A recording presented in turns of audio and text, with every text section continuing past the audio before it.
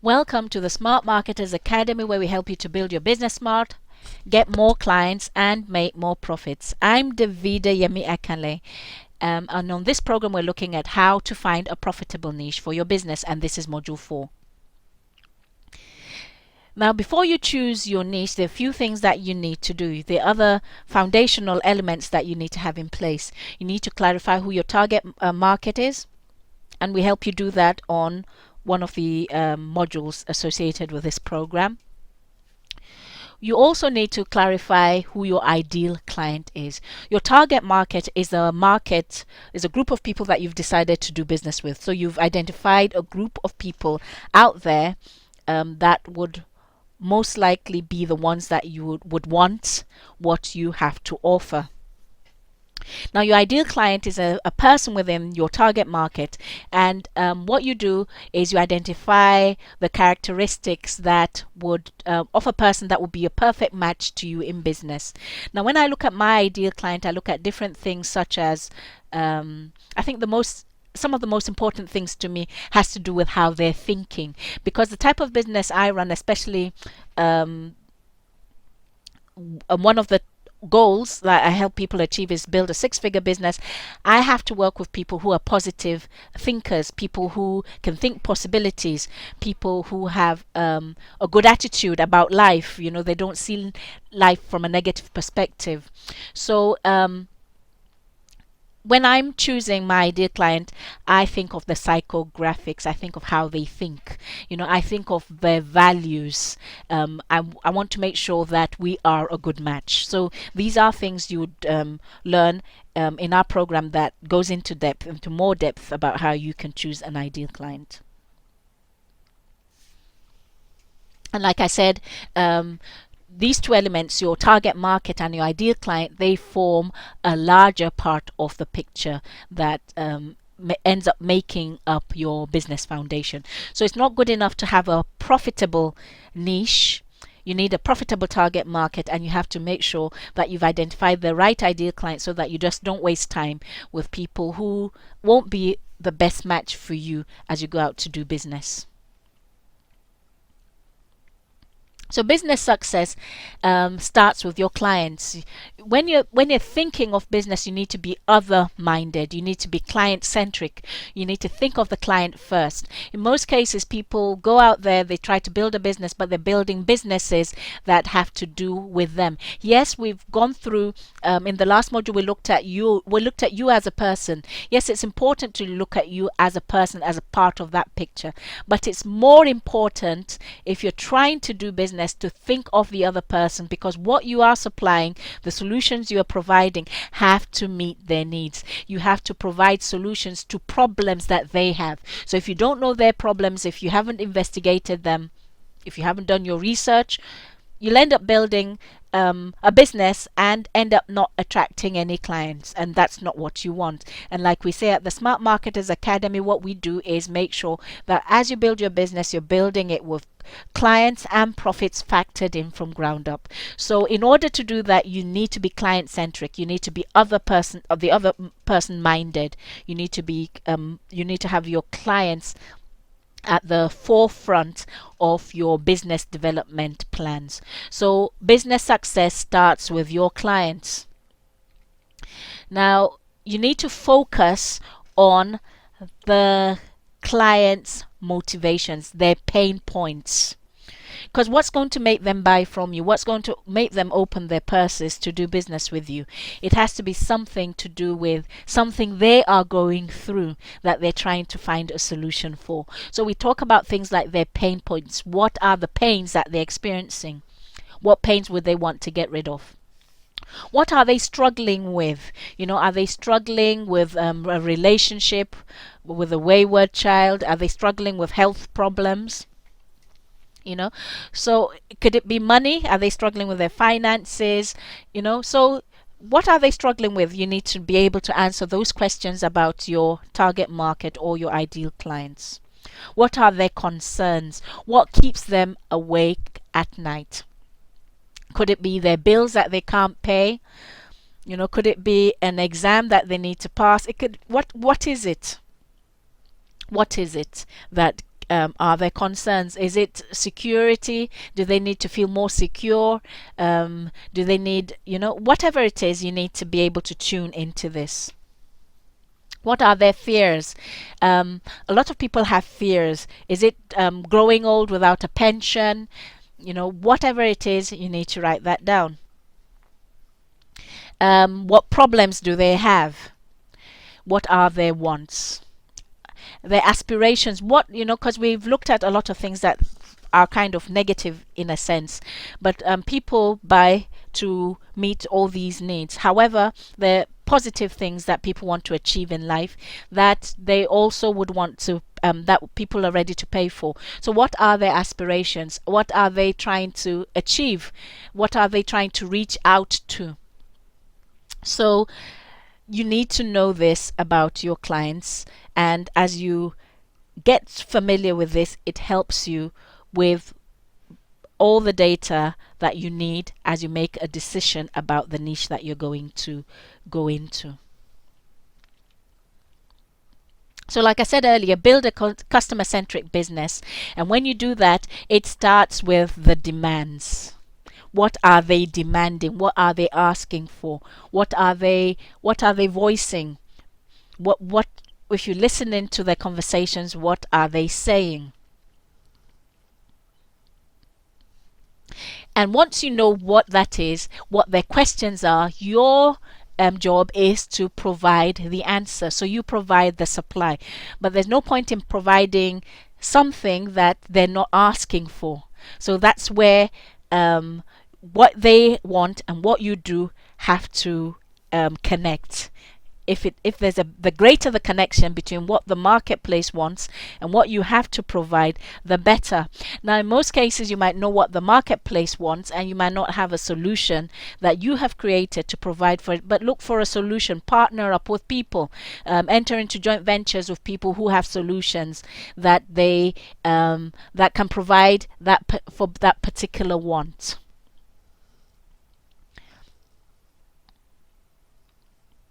So we're going to, in order to know what the problems of our ideal client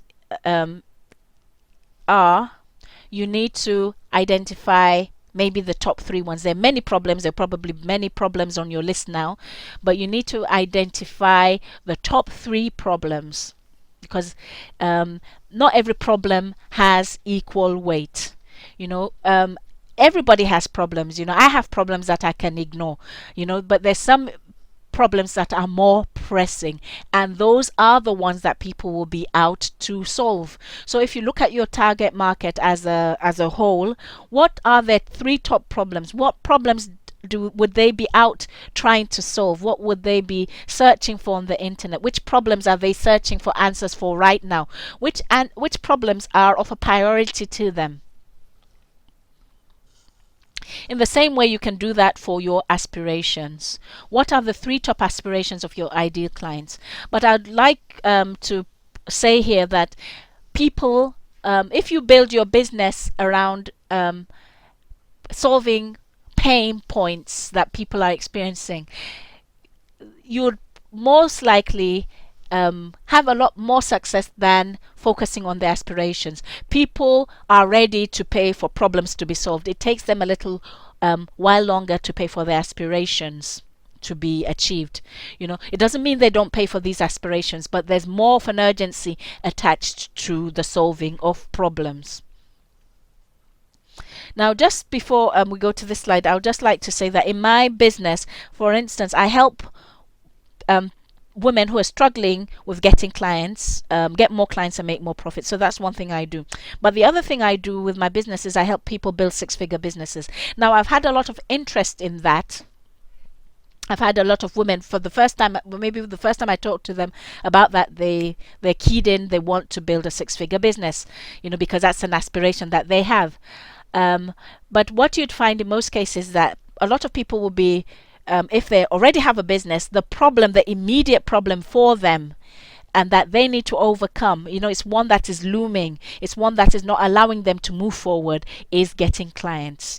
So you need to think of your business like that. You might solve several different problems. One might have to, you might provide different solutions. Some might relate to problems, and some might relate to their aspirations. Some might relate to pains, and some might relate to aspirations. But which one would they want to get rid of right now? Which one would they want to overcome right now?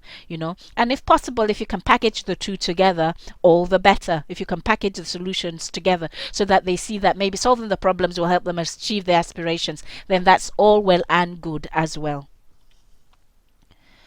So these are some questions you would like to ask about your ideal clients that would point you towards your most profitable niche. Which problem are they actively looking to solve? Now, like I said, people do have problems and they're happy to live with them. People can live with their problems for 10 years before doing something about it. If your roof is leaking and it's just a little leak, you can leave it, for another 3 years until maybe there's rain pouring through the roof. So people do not necessarily act or look for ways for solving their problems as soon as they come up.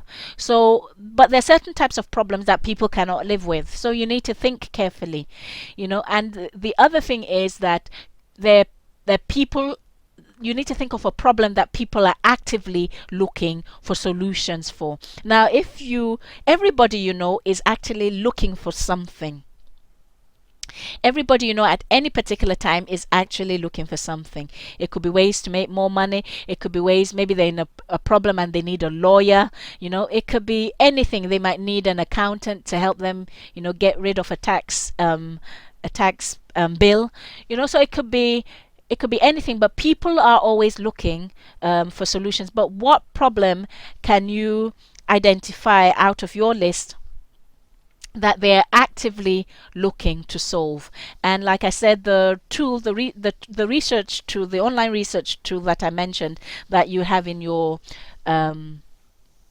research, your resource tip sheet would actually help you to find what people are actively looking what problems they're actively looking to solve. Because what it does, it takes the search engine data, you can analyze it by what people are looking for in a particular target market. So you look at a particular phrase, and let's say the problem is how to get more clients. You'd find that a lot of people might be searching for that, so you look at the number of people searching for it and the number of people supplying. The other thing that you can also do is another thing, for instance, it might be how to save my marriage. You might want to find if you go searching on this with this tool, it would tell you how many people are looking, how many people are supplying, and so on and so forth. And it would help you determine if it's a market that you can go into and tackle, because it also tells you about the profitability of that particular problem. Now, which problem do they want to have solved yesterday? The second question here has to do with urgency. People have a problem, but which problem has an urgency attached to it? There's a difference between what people want and what people must have. There's an urgency attached to that, and that is where you want to build your business. That's what you want to focus on when you're building your business. Now, which problems do they pay to solve? Now, not every problem. People don't pay for every problem. They don't want to pay for every type of problem. There's some problems that they're ready to pay for, and there's some problems that they're not willing to pay for. So you need to think about it. Which ones are they willing to pay for? Which ones are they already paying for? Which ones are they already buying? Which solutions are they already buying? So you need to think about this in order to choose the right one for your business. You need to ask the same questions with regards to your their aspirations. So which aspiration is the most compelling one? Which one are they actively looking to fulfill? And which one do they pay to achieve? There's some aspirations where people decide to do themselves. There are a lot of things people decide to do themselves. But there's some things that people would rather pay for than do themselves. So you need to be able to work this out. Now, there are three things that you need to keep in mind as you choose your profitable niche. And some of them I've mentioned earlier, but this is just like a recap. So people may have problems, but they may be happy to live with them. People may not wish to pay for certain types of problems. So if you build your business around a problem that people do not want to pay for, then that's not a business. You'll end up running a charity. Now, I've had so many people approach me with their ideas, and I tell them that, look, this is not a profitable idea. This is not something that people would pay for. And most of the time they are not happy about that. And sometimes, I could look at the solution that they're providing, and I could see that, okay, maybe the clients that you're trying to target are not going to be able to pay for this problem. They're not going to be able to pay for this problem to be solved, or for your solution. Now, in some cases like that, it might be a third party that might be the customer. So the target market who will be using the service may, let's say you're creating a program for ex-offenders or for youth. The youth may not be able to afford your program because they're not making any money, and their parents may be the ones that you would have to approach and sell that idea to. So it has to be something that the parents would want to pay for. So for instance, if it's a program for ex-offenders, some people have those ideas. You might have to approach a government or a charity to pay for that particular problem, for that particular solution. So as you build your business, you need to make sure that what you're selecting, what you're building your business on, is a profit generator. So some problems are more profitable to solve than others. So you might have two problems that can be solved and they are profitable, but one might prove to be more profitable than another. Now, an example of for instance, let's just look at an example. There's some businesses where all the buyer has to do is to buy from you once, and that is it. They don't need your service again. Once they've bought from you the first time, that is it. An example of that is, for instance, if you are a wedding planner.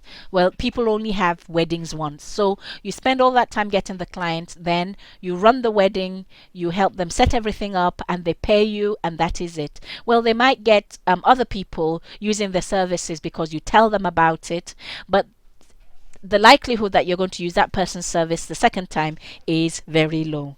But some of the